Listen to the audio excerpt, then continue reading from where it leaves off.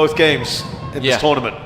But Well, now that is Van Gaal just taken out Azam Azmi.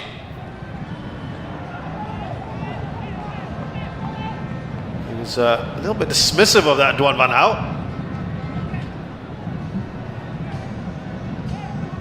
Bagus sekali Asnawi. keluar dari AFF. Justru sangat keras apa yang dilakukan oleh Van Gaal tadi. Mencoba melakukan ini bagian dari strategi yang dilakukan oleh mereka.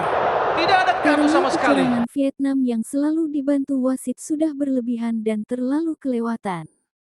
Pasalnya bukan hanya Indonesia yang dirugikan oleh Vietnam, negara tetangga kita juga pernah dicurangi oleh skuad The Golden Star. Salah satu contoh yakni timnas Malaysia yang kala itu melawan Vietnam di babak fase grup Piala AFF 2022 pada tanggal 27 Desember tahun 2022, terjadi aksi sikut yang dilakukan pemain Vietnam.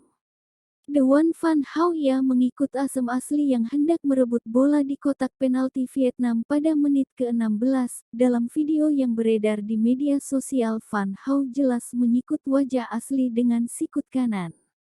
Tidak ada kartu merah untuk aksi Van Gaal itu. Tak hanya itu, tepatnya di turnamen yang sama striker timnas Indonesia yakni Dendi Sulistiawan juga pernah menjadi korban aksi kekotoran Vietnam. Lagi dan lagi wasit yang memimpin laga tersebut gak becus. Van Gaal kembali berulah saat melawan Indonesia di laga pertama semifinal Piala AFF 2022 pada menit ke-54. Meskipun banyak pihak yakin aksi Van Gaal itu layak di kartu merah, jadi menurut saya bukti ini sudah cukup kalau Vietnam benar-benar harus dikeluarkan dari AFF dan tidak boleh mengikuti turnamen 2 tahunan. Itu karena sangat merugikan kontestan lainnya. Pemain Vietnam yang sikut Haikal Al-Hafiz Queen Hong tidak mendapatkan sanksi usai aksi kasarnya, malahan ia dapat memperoleh Golden Star Warriors Junior di kualifikasi Piala Asia U23 2024. Ini menjadi sorotan pecinta sepak bola Indonesia.